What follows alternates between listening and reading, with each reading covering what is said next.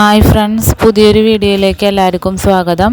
അപ്പോൾ നമ്മുടെ വൈജയന്തി തിരിച്ചു പോകാൻ നിൽക്കുകയാണ്. പോകാൻ നേരം അമ്മോട് യാത്ര പറയാൻ വേണ്ടി റൂമിലേക്ക് വന്നിട്ടുണ്ട്. അപ്പോൾ അമ്മോട് പറയുന്നുണ്ട്, അലീനോടുള്ള ദേഷ്യം കൊണ്ട് അലീനെ കുറിച്ച് പറയുകയാണ്.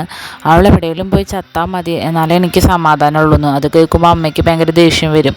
അമ്മയ്ക്ക് അറിയാലോ അത് സ്വന്തം പേരക്കുട്ടിയാണ്, വൈജയന്തിയുടെ മകളാണെന്നൊക്കെ. അപ്പോൾ അമ്മ പറയും, നീ അങ്ങനെയൊന്നും പറയല്ലേ, നിൻ്റെ നാശത്തിൻ്റെ കാരണം നീ തന്നെയാണ്. ഇനിയെങ്കിലും നീ വിനയത്തോടെയും മര്യാദയോടെയും പെരുമാറാൻ പഠിക്കില്ലെങ്കിൽ നിൻ്റെ ജീവിതം കരിന്തിരി കത്തിപ്പോകുന്നൊക്കെ പറയുന്നുണ്ട്. അത് കേൾക്കുമ്പോൾ വൈജയന്തിക്ക് ദേഷ്യം വരും. അമ്മ അവളുടെ സൈഡാണല്ലേ എന്നൊക്കെ പറഞ്ഞിട്ട് വൈജയന്തി ദേഷ്യം വന്നിട്ട് പോകാൻ നിൽക്കുകയാണ്. പോകാൻ നേരം ഒന്നും കൂടി തിരിച്ചു വന്നിട്ട് അമ്മോട് പറയുന്നുണ്ട്, ഞാൻ ഇടയ്ക്ക് വരാം കേട്ടോ, ഞാനല്ലേ ഉള്ളൂ അമ്മയുടെ കാര്യങ്ങൾ നോക്കാനും. അതും പറഞ്ഞ ആൾ പോവാണ്. അപ്പോൾ അമ്മ അവിടെ ഇരുന്ന് പ്രാർത്ഥിക്കുന്നുണ്ട്, ദൈവമേ ഇനിയെങ്കിലും അവൾക്ക് നല്ല ബുദ്ധി കൊടുക്കണേ എന്ന് പറഞ്ഞിട്ട്. അപ്പോൾ നമ്മുടെ ബാലേന്ദ്രനും അലീനയും യാത്രയിലാണ്. ഇടയ്ക്ക് നല്ലൊരു സ്ഥലത്തെത്തുമ്പോൾ ബാലേന്ദ്രൻ വണ്ടി നിർത്തുന്നുണ്ട്. അപ്പോൾ അലീന ചോദിക്കും, എന്താ അച്ഛന് ക്ഷീണമുണ്ടോ ചോദിക്കും. കുറേ നേരമായില്ലേ യാത്ര തുടങ്ങിയിട്ട്, ഇനി നമുക്ക് കുറച്ച് നേരം റെസ്റ്റ് എടുത്തിട്ട് പോകാമെന്ന് പറഞ്ഞിട്ട് രണ്ടുപേരും പുറത്തേക്ക് ഇറങ്ങാണ്. എന്നിട്ട് ബാലേന്ദ്രനോട് അലീന ചോദിക്കുന്നുണ്ട്, അച്ഛന് എന്താ ഭയങ്കര ടെൻഷൻ പോലെ, എൻ്റെ കാര്യം ആലോചിച്ചിട്ടാണോ എന്ന് ചോദിക്കുന്നുണ്ട്. അപ്പോൾ ബാലേന്ദ്രൻ ചോദിക്കും, നിനക്ക് എങ്ങനെ മനസ്സിലായി? അച്ഛൻ്റെ മുഖത്തുണ്ട് നല്ല ടെൻഷനുണ്ട്. നിൻ്റെ കാര്യം ആലോചിച്ചിട്ട് തന്നെയാണ്. എന്നിട്ട് പിന്നെ ബാലേന്ദ്രൻ സ്റ്റാൻലിയുടെയും വൈജയന്തിയുടെയും കഥയാണ് പറയണത്. നിൻ്റെ അടുത്ത് ഞാൻ സ്റ്റാൻലി ജോസഫ് എന്ന് പറയുന്ന ഒരാളെ കുറിച്ച് പറഞ്ഞിട്ടുണ്ടോ? അപ്പോൾ അലീന പറയുന്നുണ്ട്, എൻ്റെ അടുത്ത് പറഞ്ഞിട്ടില്ലേ, ആരാത്?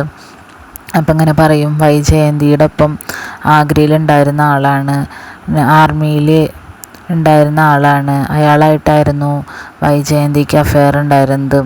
അപ്പോൾ വൈജയന്തിയും സ്റ്റാൻലി ജോസഫും തമ്മിൽ ലിവിങ് ടുഗദർ ആയിരുന്നു. ആ സമയത്താണ് സ്റ്റാൻലി ജോസഫിൻ്റെ അമ്മ മരിക്കുന്നത്. അതിന് വേണ്ടിയിട്ട് നാട്ടിൽ വരുമ്പോൾ വൈജയന്തിയുടെ ആങ്ങളമാരെല്ലാം കൂടി എങ്ങനെയോ ഇതറിഞ്ഞ് വൈജയന്തിയെ കടത്തിക്കൊണ്ട് പോരുകയായിരുന്നു. അത് കേൾക്കുമ്പോൾ അലീന ചോദിക്കുന്നുണ്ട്, അപ്പോൾ അന്ന് ഫോണൊക്കെ ഉണ്ടായിരുന്നല്ലോ, ഇവർക്ക് കണക്ട് ചെയ്യാനൊന്നും പറ്റിയില്ലേന്ന്. അതൊന്നും പറ്റിയില്ല, കോണ്ടാക്റ്റൊക്കെ നശിപ്പിച്ച് കളഞ്ഞു. അപ്പോൾ അവർ വന്ന് അന്വേഷിച്ചില്ലേ, സ്റ്റാൻലി ജോസഫ് വന്ന് അന്വേഷിച്ചില്ലേ മാഡത്തിനെന്നൊക്കെ ചോദിക്കുന്നുണ്ട്. പറയുന്നുണ്ട്, ആ വൈജയന്തിനെ അവർ വേറെ എവിടെയോ പാർപ്പിച്ചിരിക്കുകയായിരുന്നു, അത് കാരണം അയാൾക്ക് കണ്ടെത്താൻ പറ്റിയില്ല. അപ്പോൾ സ്റ്റാൻലി ജോസഫ് പറയുന്നത് ആ സമയത്ത് വൈജയന്തി പൂർണ്ണ ഗർഭിണിയായിരുന്നു എന്നാണ്. അത് കേൾക്കുമ്പോൾ അലീന ചോദിക്കും, സ്റ്റാൻലി ജോസഫ് ആരോട് പറഞ്ഞു? എന്നോട് പറഞ്ഞു എന്ന് പറയും ബാലേന്ദ്രൻ. അപ്പോൾ അലീന ഭയങ്കര ഷോക്കായി പോവും. അപ്പോൾ അച്ഛൻ അയാളെ കണ്ടിരുന്നോ ചോദിക്കും. കണ്ടിരുന്നു, നിനക്ക് മനസ്സിലായിട്ടുണ്ടാവുമല്ലോ സ്റ്റാൻലി ജോസഫ് ആരാണെന്നുള്ളത്. അപ്പോൾ അലീന പറയും, അതെൻ്റെ പപ്പയല്ലേന്നും. അത് എൻ്റെ പപ്പയാണ്. അപ്പോൾ എന്തൊക്കെ അച്ഛൻ സ്റ്റാൻലി ജോസഫിനോട് പറഞ്ഞു ചോദിക്കുമ്പോൾ ബാലേന്ദ്രൻ പറയും, എല്ലാം പറഞ്ഞു. ഈ ജന്മത്തിൽ തന്നെ അറിയണ്ടേ അയാൾ ഇതെല്ലാം, അയാൾക്കൊരു മകളുണ്ടെന്ന്, എല്ലാ സത്യങ്ങളും അയാൾ ഈ ജന്മത്തിൽ അറിയണ്ടേ. അപ്പോൾ അലീന പറയും, എന്നിട്ട് എന്തു പറഞ്ഞു? അയാൾ നിന്നെ ഏറ്റെടുക്കാമെന്ന് പറഞ്ഞു. ഞാനെല്ലാം പറഞ്ഞു അയാളുടെ അടുത്ത്. നിങ്ങൾ സ്നേഹിച്ച് ഉപേക്ഷിച്ച വൈജയന്തിയുടെ ഹതഭാഗ്യനായ ഭർത്താവ് ഞാനാണ്. നിങ്ങളിൽ ജനിച്ച മകളെ ഞാൻ ഇപ്പോൾ എൻ്റെ മകളെ പോലെ ഏറ്റെടുത്ത് വളർത്തുകയാണ് എന്നെല്ലാം പറഞ്ഞു. നിങ്ങൾക്ക് നിങ്ങളുടെ മകളെ ആവശ്യമുണ്ടെങ്കിൽ നിങ്ങൾക്ക് ഏറ്റെടുക്കാമെന്ന് പറഞ്ഞു. അയാൾ കുറച്ച് സമയം ചോദിച്ചിട്ടുണ്ടായിരുന്നു എൻ്റെ അടുത്ത്. എന്നിട്ടിപ്പോൾ നിന്നെ അയാൾ ഏറ്റെടുക്കാമെന്ന് സമ്മതിച്ചിട്ടുണ്ട്. അപ്പോൾ നമ്മൾ പോകുന്നത് ഈ കൊളത്തൂപ്പുഴയിലുള്ള ആ പ്ലാന്റർ എന്ന് പറഞ്ഞില്ലേ, അത് നിൻ്റെ പപ്പയാണ്, സ്റ്റാൻലി ജോസഫാണെന്ന് പറയും. അത് കേൾക്കുമ്പോൾ അലീനയ്ക്ക് ആകെ ഷോക്കാവും. അപ്പോൾ നമ്മുടെ വൈജയന്തി യാത്രയൊക്കെ പറഞ്ഞ് ഇറങ്ങാൻ നിൽക്കുകയാണ്. പെട്ടിയൊക്കെ മനു കൊണ്ട് ഈ കാറിൽ വെച്ച് കൊടുക്കുന്നുണ്ട്. നല്ല സന്തോഷത്തോടെ കമലയിടത്ത് യാത്രയൊക്കെ നിൽക്കുന്നുണ്ട്. അപ്പോൾ ഗംഗാധരൻ പറയുന്നുണ്ട് ഇറങ്ങാൻ നേരം, നീ നിന്റെ മക്കളുടെ കാര്യങ്ങളൊക്കെ നോക്കണം, ബാലേന്ദ്രനായിട്ട് ഒരു വഴക്കിനും പോകരുതെന്നും. വൈജയന്തി പറയുന്നുണ്ട്, ഗംഗേട്ടൻ എപ്പോഴും അയാളുടെ സൈഡാണ്. മനുവിനോട് നീ കൊണ്ടാക്കി കൊടുക്കില്ലേ? ഞാൻ കരുതി അച്ഛനും വലിയച്ഛനും കൂടിയാണ് കൊണ്ടാക്കി കൊടുക്കണമെന്ന്. അപ്പോഴേക്കും വൈജയന്തി പറയും, ഇത്ര ബുദ്ധിമുട്ടാണെങ്കിൽ വേണ്ട മനു, ഇനിയിപ്പോൾ നിനക്ക് ഇഷ്ടപ്പെട്ട ആരോടെ ഇല്ലല്ലോ, അപ്പോൾ പിന്നെ ബുദ്ധിമുട്ടുണ്ടാവും. ആ മനു പറയും, എന്താ ആൻറ്റി ഞാൻ കൊണ്ടാക്കി തരാമെന്ന് പറഞ്ഞിട്ട് കൊണ്ടാക്കി കാറിൽ കയറ്റി വിടുന്നുണ്ട്, കൊണ്ടുപോകുന്നുണ്ട്. അപ്പോൾ വൈജയന്തി പോയി കഴിയുമ്പോൾ ഗംഗാധരനും ശിവനും കൂടി പറയുന്നുണ്ട്, ഇനിയിപ്പോൾ കുഴപ്പമൊന്നും ഉണ്ടാവില്ല, ഇനിയിപ്പോൾ ബാലേന്ദ്രൻ വന്നാലേ കുഴപ്പമുണ്ടാവുള്ളൂ എന്ന്. അപ്പോൾ ഗംഗേട്ടൻ ചോദിക്കുന്നുണ്ട്, എന്ത് കുഴപ്പം? ഇപ്പോൾ എന്തെങ്കിലും കാരണം ഉണ്ടായിട്ടാണോ ഇത്രയും കുഴപ്പമുണ്ടായത്? ഈ ഗംഗേട്ടൻ്റെ കാര്യം എന്ന് പറഞ്ഞിട്ട് അകത്തേക്ക് പോകുന്നു.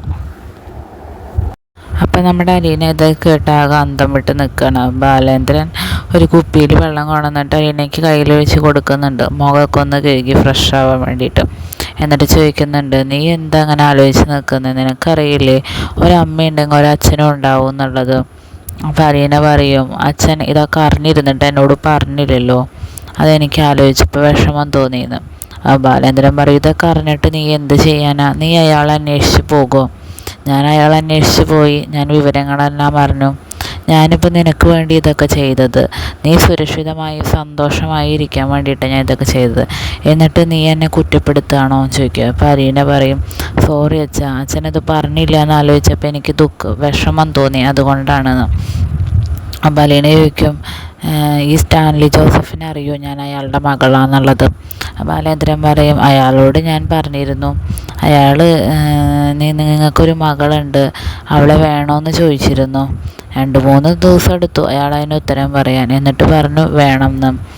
അപ്പോൾ അലീന പറയുന്നുണ്ട്, ഇതിപ്പോൾ വെറും ഒരു വീടായിരുന്നെങ്കിൽ എനിക്ക് പേടിയില്ലായിരുന്നു, ഇതിപ്പോൾ അച്ഛനാണെന്ന് അറിഞ്ഞപ്പോൾ എനിക്ക് പേടിയാവുമെന്ന് വെച്ചാൽ ഞാൻ എങ്ങനെ അങ്ങോട്ട് പോകും, അദ്ദേഹത്തിനൊരു കുടുംബം ഉണ്ടാവില്ലേ, മക്കളുണ്ടാവില്ലേ, അവരൊക്കെ അറിഞ്ഞു കഴിഞ്ഞാൽ എന്താകും.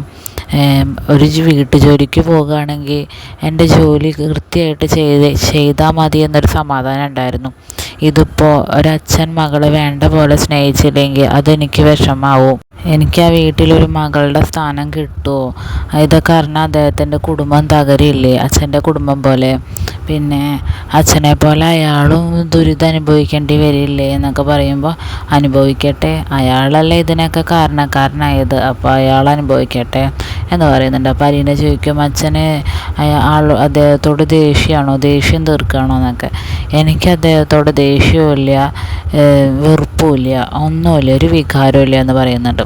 അപ്പോൾ അലീന പറയുന്നുണ്ട്, ഇത് ശരിയാവുമെന്ന് തോന്നുന്നില്ല അച്ഛാ, എനിക്ക് പേടിയാവുന്നു, ഞാനിപ്പോൾ ഒരു വീട്ടിൽ നിന്ന് ഇതൊക്കെ ഒരുപാട് അനുഭവിച്ചിട്ട് ഞാനിപ്പോൾ രക്ഷപ്പെട്ട് വരിക, അപ്പോഴേക്കും വേറൊരു തീക്കുണ്ടത്തിലേക്കാണോ അച്ഛൻ എന്നെ കൊണ്ടുപോയി വിടാൻ പോകുന്നതെന്നൊക്കെ ചോദിക്കുന്നുണ്ട്.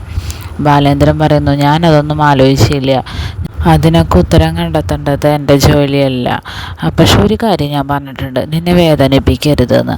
അപ്പോൾ അലീന പറയും, എനിക്ക് അങ്ങോട്ട് പോകാൻ പേടിയാവുന്നു. ആ ബാലേന്ദ്രൻ പറയുന്നു, നീ പേടിക്കണ്ട, നിന്നെ അവിടെ ആരും പൂട്ടിയിടൊന്നുമില്ല, നിനക്ക് പറ്റിയില്ലെങ്കിൽ നിനക്ക് ഇങ്ങോട്ട് തിരിച്ചു വരാമെന്ന് പറയുന്നു.